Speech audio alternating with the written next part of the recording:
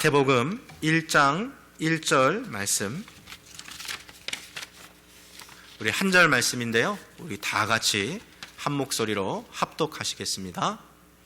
아브라함과 다윗의 자손 예수 그리스도의 세계라. 아멘. 우리 한 번만 더 같이 읽을까요? 시작. 아브라함과 다윗의 자손 예수 그리스도의 세계라. 아멘. 반갑습니다. 우리 지금 영상으로 예배드리고 계신 분들은 옆에서 함께 같이 예배드리고 계신 분들 계시면 한번 꼭 안아주시고요, 한번 손도 따뜻하게 한번 붙잡아 주시기를 부탁드립니다. 오늘 지금 교회에서 함께 예배드리시는 분들은 우리 전후좌우 보시면서 함께 같이 좀 인사하시겠습니다. 반갑습니다. 잘 오셨습니다. 네, 벌써 다음 주가 성탄 주일 예배입니다. 이제 성탄절이 정말 이제 코앞까지 다가왔는데요, 한 해가 정말 빨리 지나간 것 같아요. 정말 그 어느 한 해보다도 다사다난했던 그 한 해를 우리가 지금 보내고 있습니다. 또 우리 성도님들 꼭 남은 한 해 가운데서도 하나님 붙들고 또 이렇게 건강하게 함께 계속해서 신앙생활을 할 수 있기를 주님의 이름으로 축복합니다. 우리가 어떤 나라들을 이렇게 생각을 하다 보면 그 나라를 대표하는 인물들이 머릿속에서 이렇게 떠오르기 마련이에요. 예를 들면 미국을 생각하면 어떤 사람들이 떠오릅니까?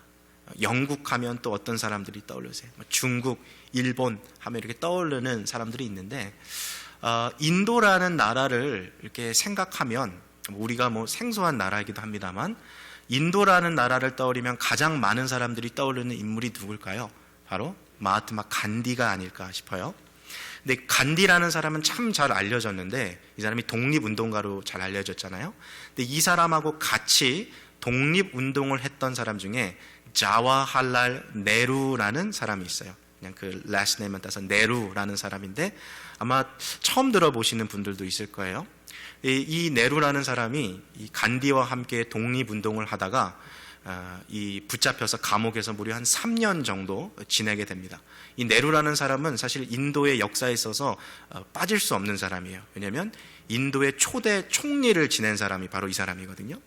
3년 동안 감옥에서 지냈으니까요, 여러분 3년이라는 시간이 사실 얼마나 길면 또 긴 시간입니까? 이 네루가 그 감옥에서 어떤 일을 하냐면, 감옥 밖에 있는 자기의 10살짜리 딸에게 편지를 쓰기 시작했어요. 근데 이 편지 내용이 그냥 안부를 주고받는 수준의 편지 내용이 아니라, 아버지가 이 10살짜리 딸에게 보내는 편지의 내용이 어떤 내용이냐면, 이 세상의 고대 문명이 어디서부터 어떻게 시작했는지, 그 가운데 인류는 어떠한 길을 걸어왔는지, 그 가운데 인도 사람들은 어떠한 역할을 해왔고, 그리고 앞으로 우리 인도 사람들은 어떠한 역할을 감당해야 하는지, 참 10살짜리 꼬마 아이가 읽기에는 너무나도 어려워 보이는 그 내용들을요, 3년이라는 시간을 거쳐서 무려 196통의 편지를 통해 그 자기 딸에게 편지를 쓴 거죠. 그럼 이 감옥 밖에서 이 편지를 받아봤던 이 10살짜리 꼬마 아이는 어떻게 됐느냐?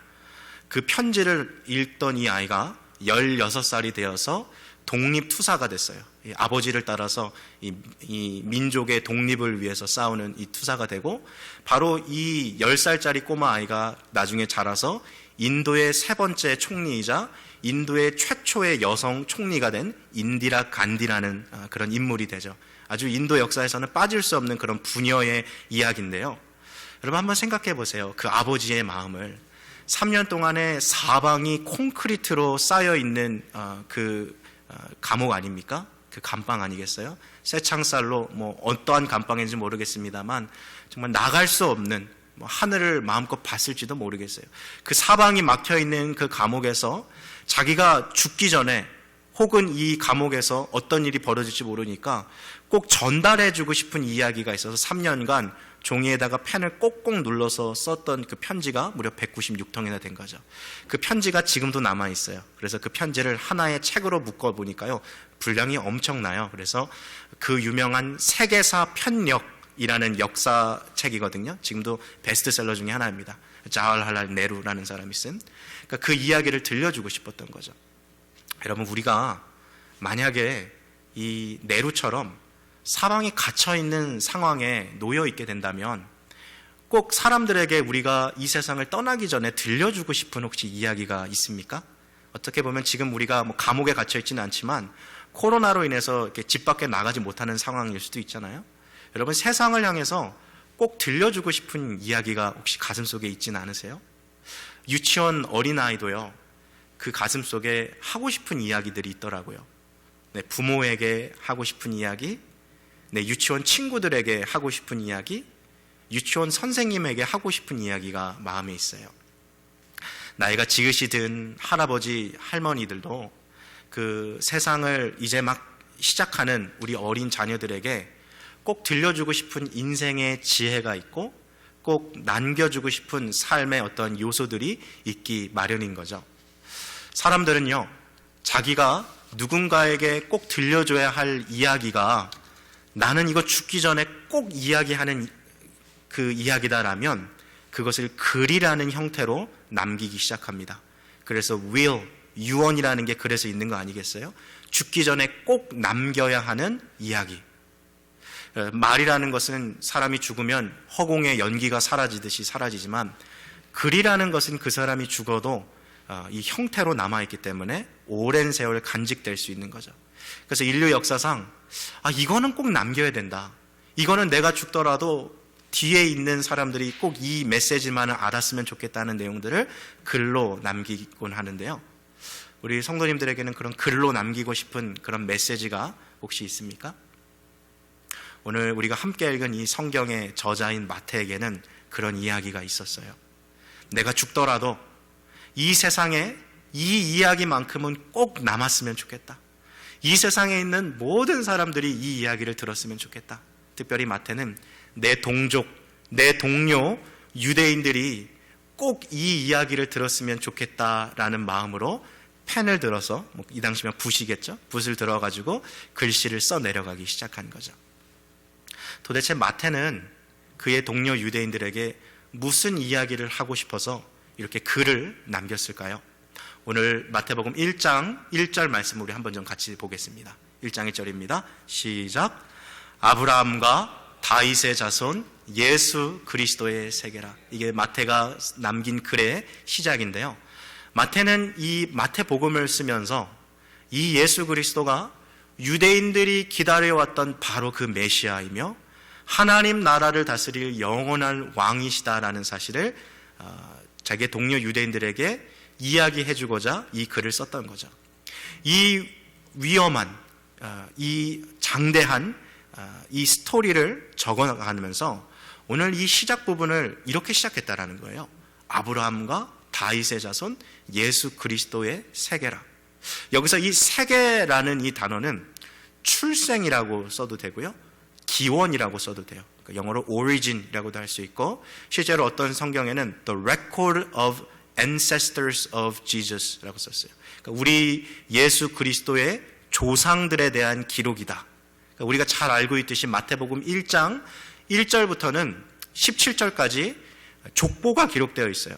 그래서 누가 누구를 낳고 누가 누구를 낳고 이 이야기가 되어 있는데, 지금 1절부터 17절까지의 이야기의 역사를 살펴보면 약 2000년간의 스토리거든요. 근데 이 2000년간의 스토리 가운데 총 46명이 등장하는데, 그 중에 1장 1절에 이 마태는 두 사람을 특별히 부각해서 기록해 놨습니다. 그 사람이 누구랑 누구예요? 아브라함과 다윗을 부각시켜 놓은 거죠. 아브라함과 다윗이라는 이 두 사람의 인물을 예수님하고 연관지어서 지금 설명하고자 했던 거예요. 그렇다면 도대체 아브라함과 다윗의 공통점은 무엇일까요? 이 두 사람은 하나님과 함께 언약을 맺었다라는 공통점을 가지고 있습니다.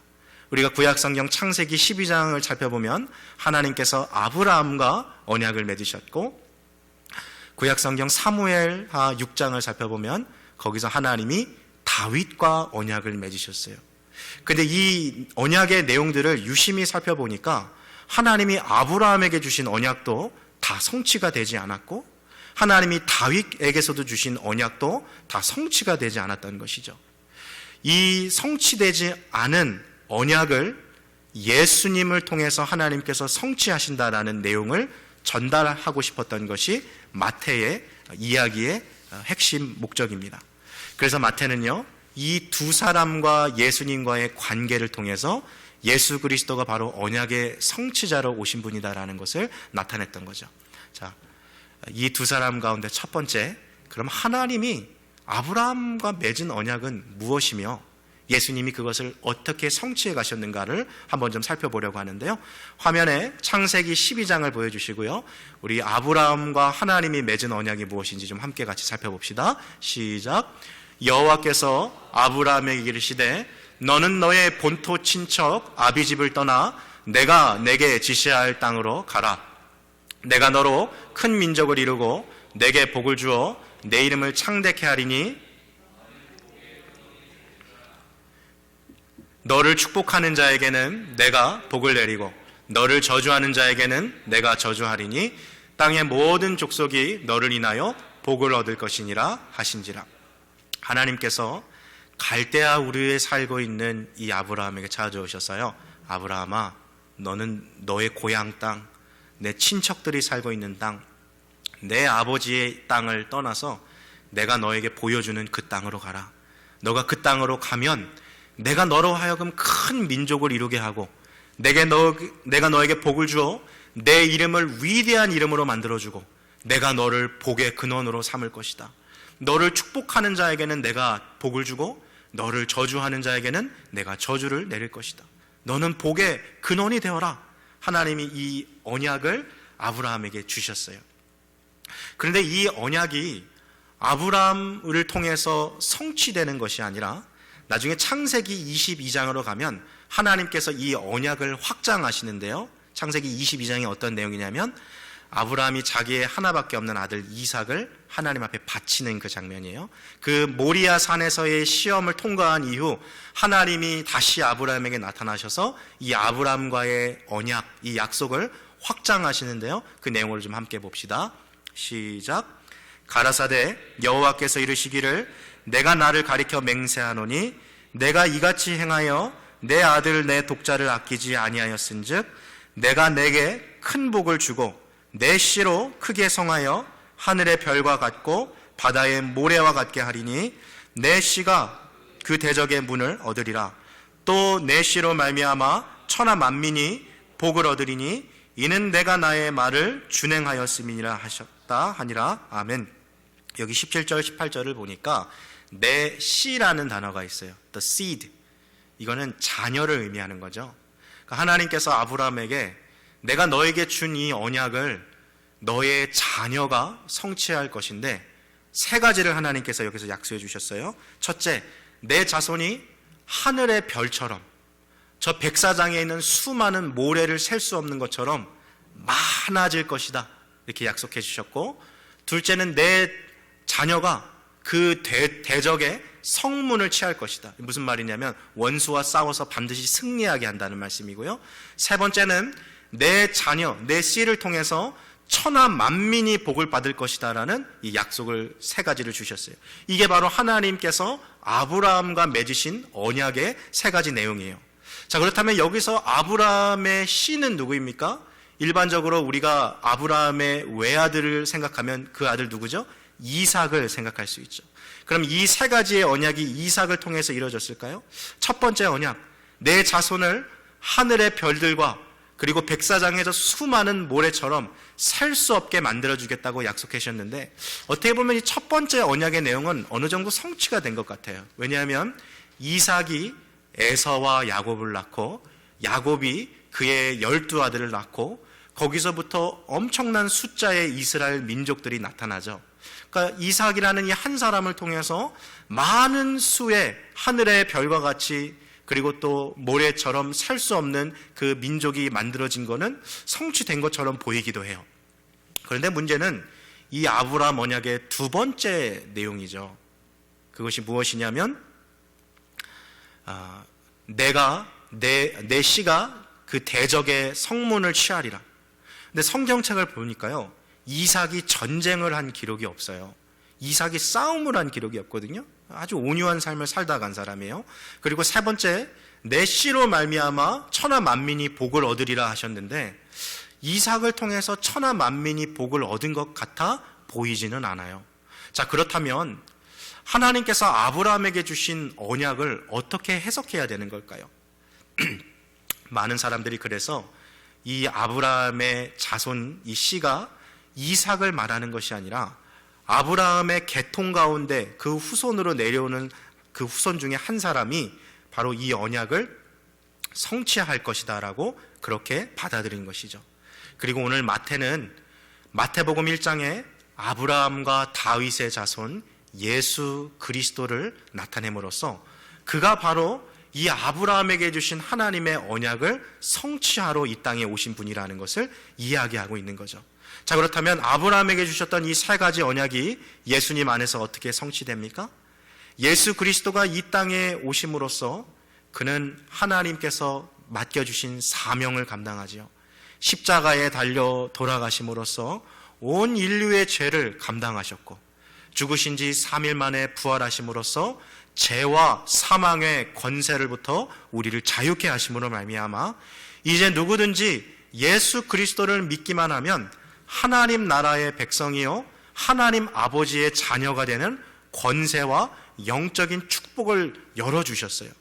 그 결과 이제는 그 누구도 아무도 능히 셀 수 없는 온 천하의 많은 사람들이 예수 그리스도를 믿음으로써 하나님 나라 백성이 된 거죠. 하늘의 별들을 셀 수 없듯이 저 백사장의 모래의 알을 개수를 셀 수 없듯이 아무도 능히 셀 수 없는 무리의 사람들이 하나님 나라 백성이 된 것, 예수 그리스도를 통해 성취되었어요.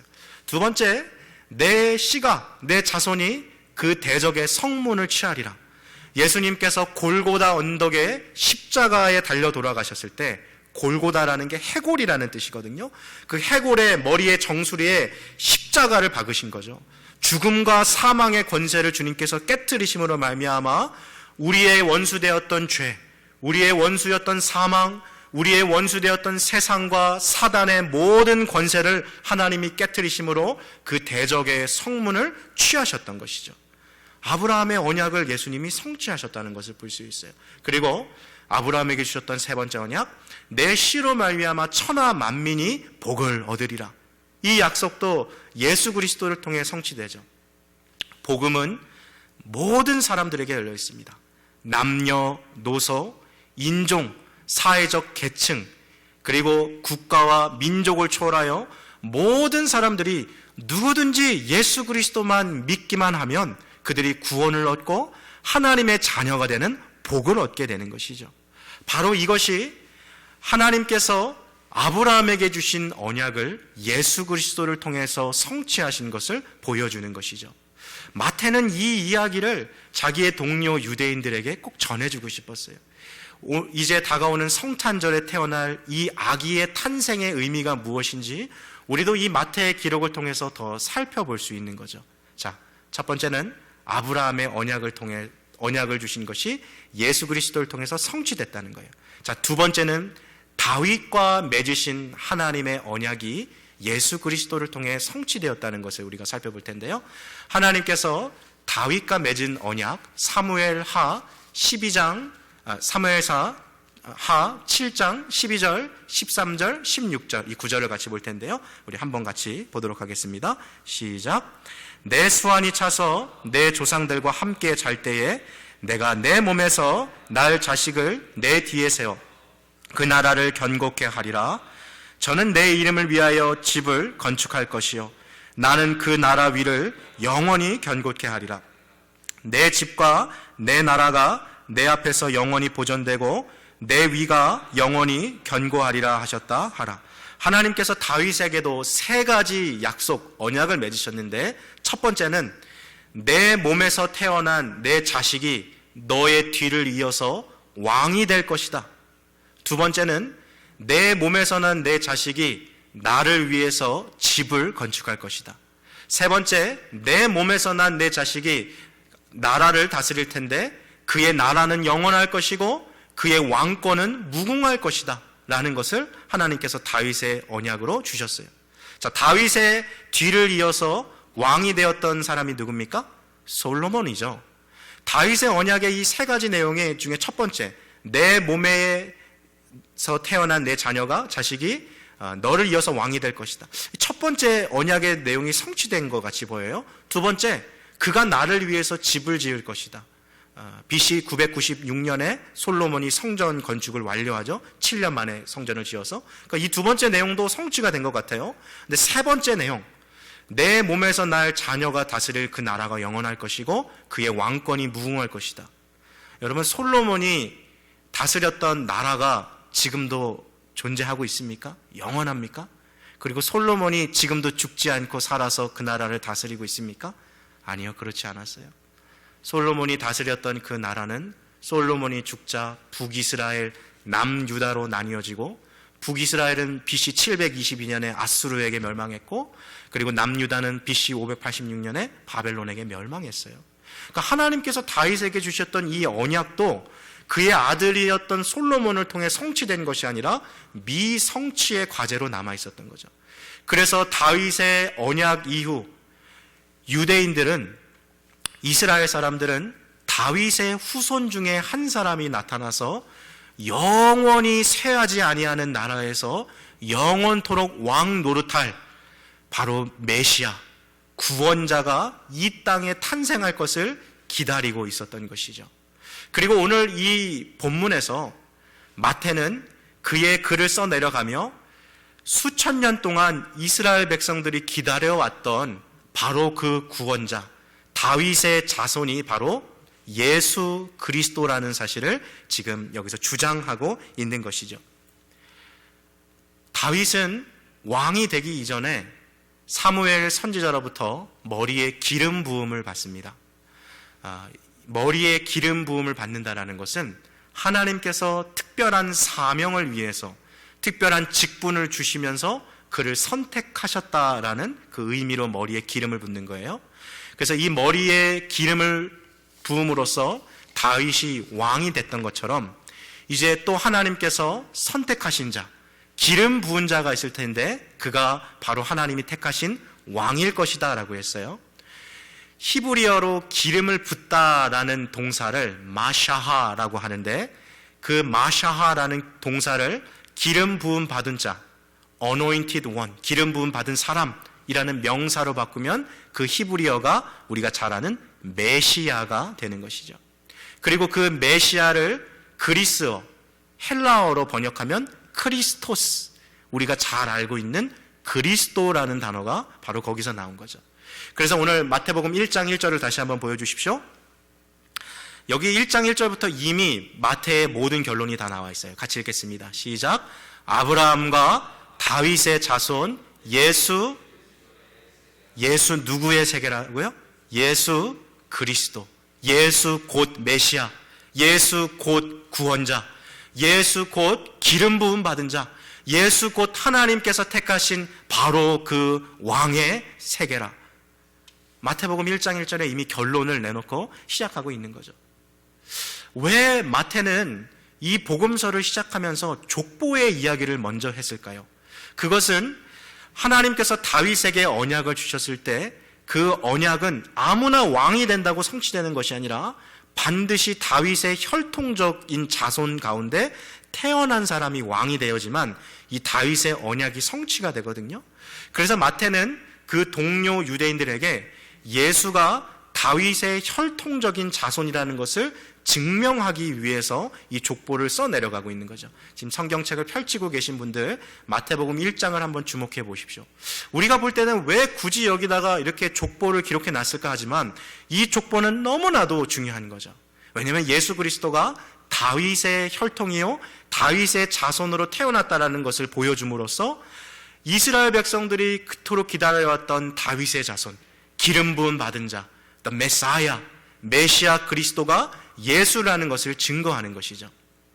근데 우리가 계속 내려가며 보는 이 족보가요, 사실은 2000년 동안 총 46명의 이름을 기록하고 있는데 이게 모든 사람의 이름을 다 기록한 족보는 아니에요. 제가 쉽게 예를 들면 할아버지, 아버지, 아들, 손자, 족보는 이렇게 돼야 되잖아요. 근데 이 족보를 자세히 살펴보면 할아버지, 아버지, 아들 생략하고 손자 이렇게 나온 것들이 있어요. 화면에 마태복음 1장 8절 한번 보여주시겠어요? 제가 여기 노란색으로 밑줄을 그어놨죠? 요람은 우시아를 낳고 되어 있는데 사실 요람이 우시아의 아버지는 아니에요. 고조 할아버지와 그리고 현손, 손자의 손자 사이예요. 그러니까 이 중간에 지금 3세대가 지금 생략됐어요. 11절도 한번 보여주시겠어요? 제가 여기도 노란색으로 하나 쳐놨는데 요시아는 여고냐와 그의 형제들을 낳으니라. 근데 사실 요시아는 여고냐의 아버지가 아니라 할아버지예요. 그러니까 오늘 이 두 구절만 봐도 이 족보가 의도적으로 세대를 생략해서 특정한 숫자를 맞추고 있는 선택된 족보라는 사실을 우리가 알 수 있어요. 그럼 이 족보가 위조된 것이냐? 아니요. 이 당시에 유대인들의 문화에서는 이렇게 특정한 목적을 위해서 족보를 생략하는 것이 일반적이었어요. 그렇다면 지금 이 족보는 어떠한 목적을 가지고 사람들을 생략하고 있는 것일까요? 그것이 바로 특정한 숫자를 맞추는 것인데 그 숫자가 바로 14라는 숫자입니다. 자, 우리 마태복음 1장 16절 17절 말씀 한번 같이 읽겠습니다. 시작.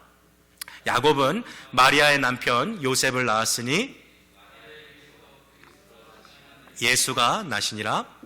그런즉 모든 대수가 아브라함으로부터 다윗까지 14대요 다윗부터 바벨론으로 이거할 때까지 14대요 바벨론으로부터 이관으로부터 그리스도까지 14대라. 여기 14대라라는 그 말 보이십니까? 무려 3번이나 나왔어요. 강조했어요. 그리고 17절 족보가 끝날 때 강조되는 두 번 등장하는 이름이 누굽니까? 다윗이에요. 지금 이 14라는 숫자가 바로 다윗을 상징하는 숫자죠. 왜 이런 숫자가 나왔을까요? 여러분, 지금은 우리가 숫자를 기입할 때 우리가 아라비아 숫자를 쓰죠. 이게 한국에서 온 게 아니라 아라비아에서 온 거잖아요. 근데 고대 사회에서는 이 아라비아 숫자가 존재하기 전에, 성행하기 이전에 숫자를 어떠한 식으로 썼냐면 자기가 가지고 있는 이 문자마다 고유한 숫자를 부여한 거죠.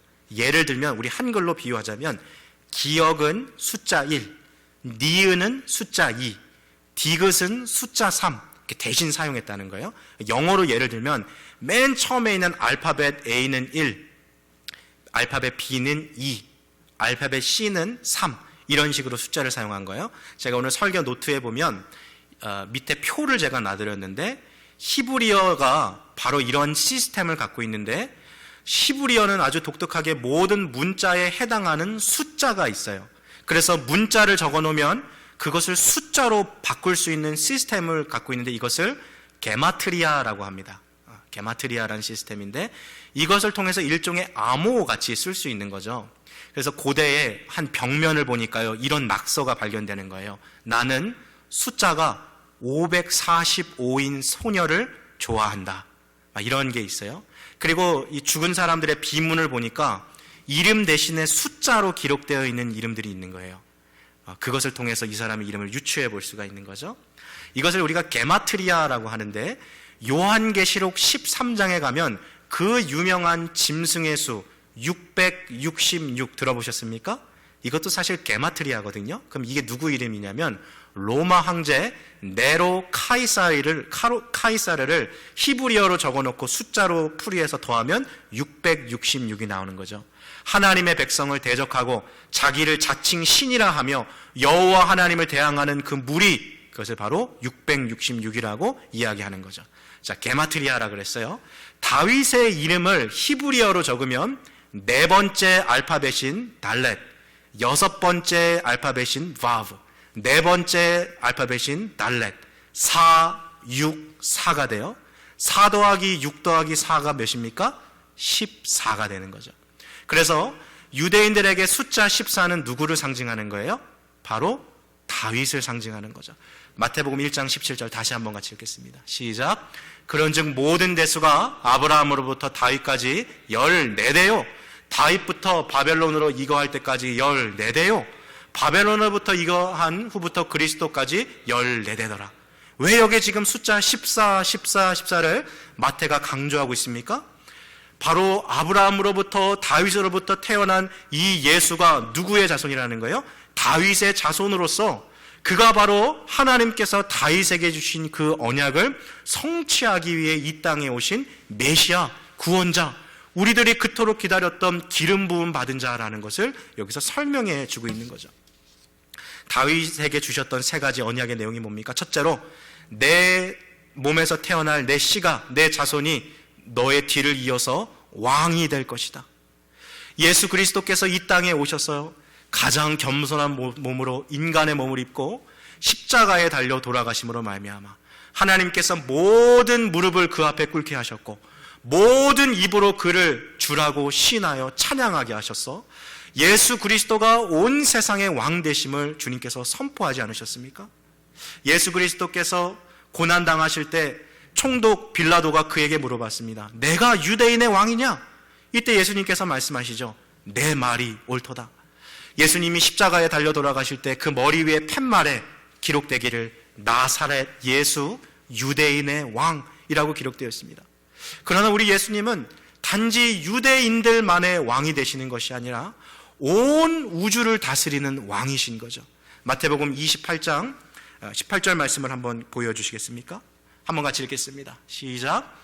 예수께서 나와 일러 가라사대 하늘과 땅의 모든 권세를 내게 주셨으니. 여러분, 왕이 누구예요? 권세를 가장 많이 갖고 있는 사람, 높은 권세를 갖고 있는 사람이 왕 아니겠습니까? 예수님께서 말씀하십니다. 아버지께서 나에게 하늘과 땅의 모든 권세를 주셨다. 이 말은 우리 주님이 왕이시라는 것을 이야기하는 거죠. 자, 다윗 언약의 두 번째 내용은 뭐예요?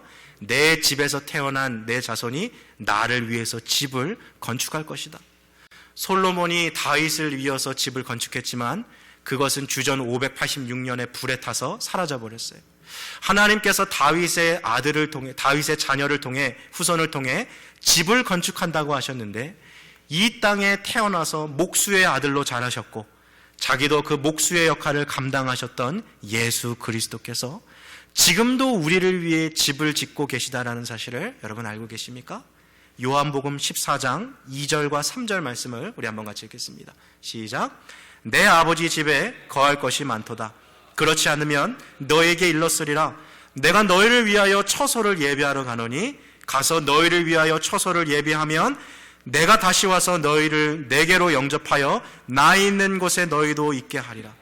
예수님은 지금도 저 하늘에서 우리를 위해 손으로 짓지 아니한 새로운 집을 예비하고 계신데 성경에서는 이 집을 가리켜 새 예루살렘이라고도 하고 천국이라고도 하고 하늘 성전이라고도 하고 하나님 나라라고도 이야기합니다. 바로 이 집을 건축하여서 우리로 하여금 영원토록 주님과 함께 살아가는 그 날을 준비하고 계신 주님, 다윗의 언약의 성취자가 바로 예수 그리스도신 거죠. 그리고 이 다윗 언약의 마지막 세 번째 내용, 내 몸에서 태어난 내 자녀가 세울 그 나라는 영원할 것이고 그의 왕권은 영원 무궁할 것이다 했습니다. 앞서 이야기했듯이 다윗에게서 태어났던 솔로몬의 왕권은 영원하지 않았고 그가 세운 나라도 영원하지 않았습니다. 지금까지도 존재하는 온 인류의 역사상 가장 오래된 나라는 이집트입니다. 그러나 그 이집트의 역사를 살펴봐도 그들의 왕권은 영원하지 않았습니다. 바벨론에게 침략당하여서 나라가 망한 적도 있고 전쟁으로 인해서 폐허가 된 기록들도 있습니다. 그렇다면 이 세상 가운데 흔들리지 않는 영원한 나라 가운데 영원한 왕이 되시는 분은 누구십니까? 바로 하나님이 이 땅에 보내신 구원자 메시아 그리스도 되신 예수 그리스도의 나라입니다. 그 나라는 영원히 쇠하지 아니할 나라고 그의 왕권은 영원 무궁할 것입니다. 하나님께서는 바로 이 예수 그리스도를 우리에게 보내주시면서 그 나라의 백성으로 살아갈 수 있도록 우리를 초대하고 계신 것입니다. 저는 서두에 들려주고 싶은 이야기가 있는가라는 질문으로 오늘 설교를 시작했습니다. 마태는 자기의 동료들에게, 유대인들에게 이 이야기, 바로 예수가 우리가 그토록 기다려왔던 메시아 되시며 하나님 나라를 영원히 다스릴 왕이라는 이 소식을 들려줘야만 했습니다. 그래서 펜을 들었고 한 글자 한 글자 꾹꾹 눌러가며 써내려가며 이 이야기를 전해주었습니다. 우리의 가슴 속에는 어떤 이야기들이 있습니까? 다가오는 성탄절, 우리의 주변의 사람들에게 우리가 들려줘야 하는 이야기는 무엇입니까? 마태가 그 시대의 사람들에게 예수 그리스도가 메시아 되심을, 하나님 나라의 왕으로 오신 구원자 되심을 전해주었던 것처럼 지금도 이 세상 가운데 예수가 누구인가라고 묻고 있는 그 사람들에게 우리의 가슴에 예수 그리스도를 들려줄 수 있는 그런 이야기가 있으시길 바랍니다. 누구든지 예수 그리스도를 믿기만 하면 아브라함에게 주셨던 언약대로 하나님의 자녀가 되어 복을 받는 은혜를 받게 될 것입니다. 누구든지 이 예수 그리스도를 믿기만 하면 다윗에게 주셨던 하나님의 약속대로 영원토록 쇠하지 아니하는 그 나라의 왕이신 하나님 나라의 백성이 되는 권세를 주셨습니다. 이것이 바로 우리가 믿고 우리가 이제 다가오는 성탄절 그의 탄생의 기쁜 소식을 즐거워해야 할 예수 그리스도의 존재의 의미인 것입니다.